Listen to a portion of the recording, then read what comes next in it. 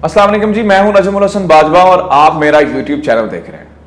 Viewers, पिछले कुछ अरसे में हमने इंडिया के मुंह से एक दुहाई बड़ी सुनी है, बार बार एक ही बात कि हमारे पास रफाल आ गए हैं, हमने रफाल तैनात कर दिए हैं, अब चाइना पाकिस्तान की खैर नहीं है, अब हम F-16 का मुकाबला करेंगे, अब जो है वो इंडिया बड़ा ताकतवर हो गया है। कि इनके 4 रफाल तैयारे आए थे, 36 का मुआहिदा था। 4 रफाल तैयारों के बाद हमने वो बातें सुनी, लेकिन हैरानगी होती है अब जब हम ये खबरें पढ़ रहे हैं कि जनाबे वाला अब इंडिया के वो जो रफाल तैयारे थे वो बेकार हो गए हैं।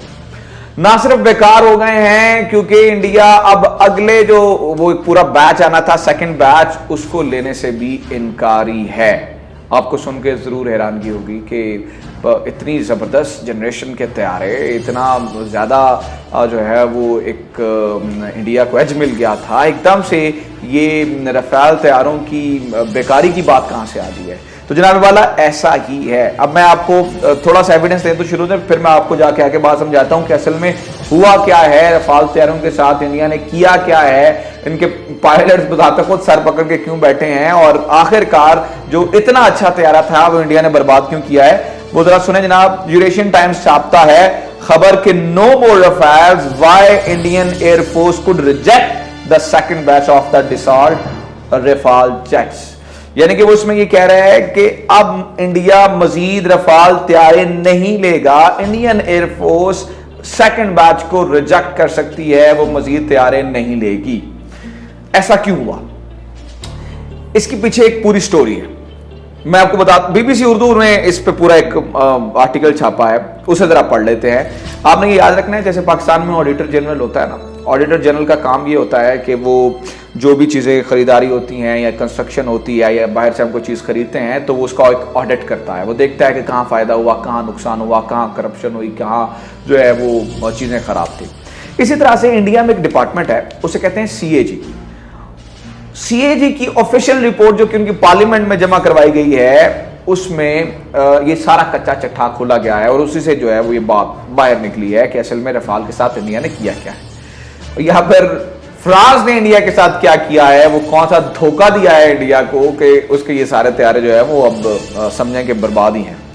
हुआ ये जनाब कि अब जब इंडिया में एक पॉलिसी है और ख़ास तौर पर रफाल की खरीदारी में उन्होंने ये कहा था कि हम इतनी बड़ी जो है वो रकम दे रहे हैं फ्रांस को, मतलब 59,000 करोड़ रुपए में, 59,000 करोड़ रुपीस इसमें ये रफाल तैयारे खरीदे गए थे।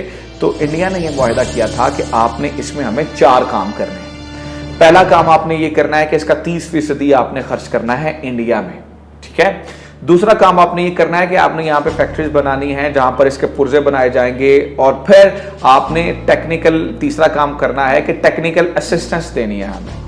आप टेक्निकल असिस्टेंस देंगे ताकि फर्ज करें जो मेंटेनेंस का काम है या टेक्निकली जो चीज़ें उसकी, मतलब जब जहाज उड़ते हैं तो उनमें टेक्निकली चीज़ें देखनी पड़ती हैं, जब बाहर से आके टेक्नीशियन उन्हें देखते हैं तो उनकी कॉस्ट बहुत ज़्यादा बढ़ जाती है।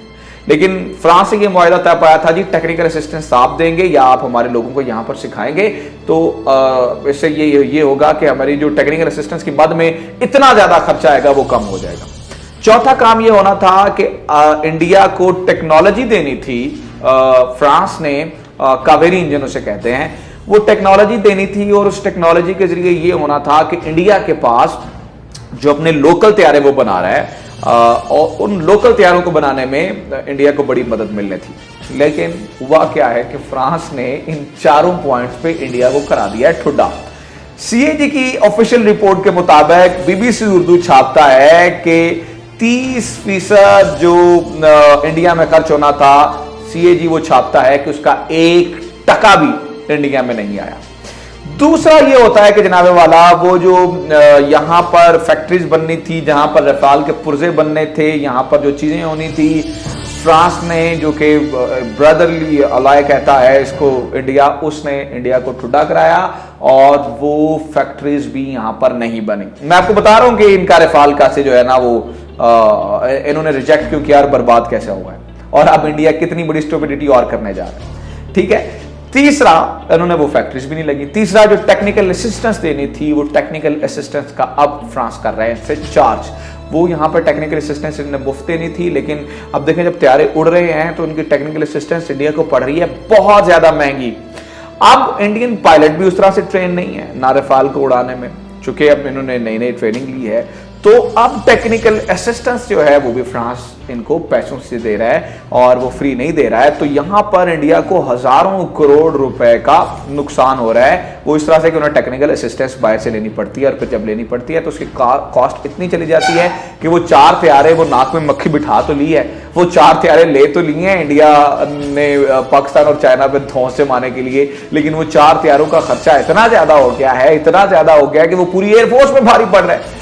वो 4 तैयारे वो जो है ना वो दिखाने के लिए रह गए हैं कि आप दिखा लें, लेकिन उन 4 तैयारों को आप उड़ा नहीं उस तरह से सकते, आप वो 4 तैयारों को आप उस तरह से इस्तेमाल नहीं कर सकते, क्योंकि टेक्निकली जब चीजें होंगी, जब टेक्निकल असिस्टेंस की जरूरत पड़ेगी तो फिर आपको फ्रांस के पास जाना पड़ेगा। जब फ्रांस के पास जाना पड़ेगा तो वो दोबारा आपसे ठोक ठाक के पैसे लेंगे और वो हजारों करोड़ रुपए का दोबारा से नुकसान। और फिर जो चौथी चीज थी वो जो कावेरी इंजन उन्होंने बनाना था और उन्होंने टेक्नोलॉजी इंडिया में ट्रांसफर करनी थी। इंडिया वो पहला मुल्क बनने वाला था जैसे फ्रांस इस कदर जो है वो एक नई टेक्नोलॉजी देने वाला था, वो भी फ्रांस ने उन्हें कहा भाई भागते आप, कोई चक्कर नहीं है। तो कुल मिला के ये जो 59,000 करोड़ रुपए का खर्चा था, अब ये इसकी जो एक आप कह सकते हैं ना कॉस्ट है वो और ज्यादा चली गई। अब ये जो 4 तैयारे फ्रांस से डसॉल्ट एविएशन जो कि ये बनाती है, इन्हें ये जो लिए थे इंडिया ने, ये इनके लिए वो गले की हड्डी बन गए हैं जिसे ना खा सकते हैं ना उगल सकते हैं। अब इन 4 तैयारों को इन्होंने शो पीस की तरह खड़ा तो कर दिया है, अब ये शो पीस ही हैं इनके पास ये 4 तैयारे, लेकिन अब इन 4 तैयारों से आगे अब देखें स्क्वाड्रन, अब इनके पास स्क्वाड्रन, एक पूरा स्क्वाड्रन भी नहीं है। देखिए एक स्क्वाड्रन में होते हैं कम से कम अब 12 से लेकर 18 तक तैयार, तो ये 4 तैयारों का पता नहीं कौन सा स्क्वाड्रन होगा, ये तो क्वार्टर स्क्वाड्रन कह सकते हैं इसे। तो ये क्वार्टर स्क्वाड्रन जो है ना वो इनके पास खड़ा है। अब आगे से तैयारे और चाहिए, तैयारे अब इतनी ज्यादा इनको जो है वो पैसे देने पड़ गए हैं। तो अब ये क्या करने वाले, अब ये लेने वाले हैं अमेरिका से F-15 3X। F-15 3X के बारे में आपको मैं व्यूअर्स बताता चलूं कि ये वही तैयारे हैं जिन्हें एक जमाने में इंडिया रिजेक्ट कर चुका है, और इसे यूरेशियन टाइम्स ने छापा है। मैं आपको बताता हूं वो क्या कहता है कि almost rejected by India, Washington air force want to add these F-15 3X Air Force jets in its Air Force। तो इंडिया ने रिजेक्ट किया। अब वो उसे कहते हैं कि अपना थूका छाटना है कि दोबारा से वही तैयारे लेने हैं, और फिर इसे द वीक छापता है, वो कहता है कि why Boeing wants to sell India this heavy duty fighter। और महंगे तैयारे, और ज्यादा पैसे देंगे, हैवी ड्यूटी देंगे, और फिर ये तैयारे लेके आएंगे अब इंडिया में। और अब उसकी तारीफें जो है वो ना सिर्फ इंडियन मीडिया कर रहा है जी, वो F-15 3X तैयारा ये हो। तो व्यूअर्स अब रफाल जो है वो बेकार हो गए इंडिया के लिए, उस तरह से वो फायदा नहीं दे रहे। अब इंडिया को किसी ने नई पट्टी पढ़ा दिया कि F-15 3X लें। अब इंडिया F-15 3X के लिए, क्योंकि पहले इतना पैसा वहाँ पे ज़ाया किया, अब ये इतना पैसा यहाँ पर ज़ाया करेंगे। और वो हमारे यहाँ तो वैसे की मिसाल दी जाती है कि 100 गंडे भी खा ले तो 100 छितर भी खा ले, यानी कि 100 जूतियाँ भी खा ली और 100 प्याज भी खा लिए। इंडिया का हिसाब हो गया वो। और अब जो है वो फिर वही जो क्वार्टर स्क्वाड्रन है उसे लेके बैठ गए। अब देखते हैं कि जो नए तैयारे आएंगे उसके बाद भी आप इंडियन मीडिया में इसी तरह से तुम सुनेंगे, वो कर देता, मारता, ये करता, वो करता। तो इसी तरह से जो है वो दोबारा इंडिया की जानिब से हमें सुनने को मिलेगा। Well, this is it from today's episode. अगर आपको हमारा ये एपिसोड अच्छा लगा है, आप नीचे प्लीज़ ज़रूर फीडबैक दिया करें, नीचे कमेंट्स में जाएं, मुझे ज़रूर बताएं कि आपको ये आज का एपिसोड कैसा लगा है। इसके साथ साथ आप हमारी वीडियोस को ज़रूर शेयर करें, और अगर हम मुनासिब समझते हैं आपको हमारा चैनल अच्छा लग रहा है तो प्लीज़ सब्सक्राइब हमारे चैनल को जरूर करें। Thank you very much.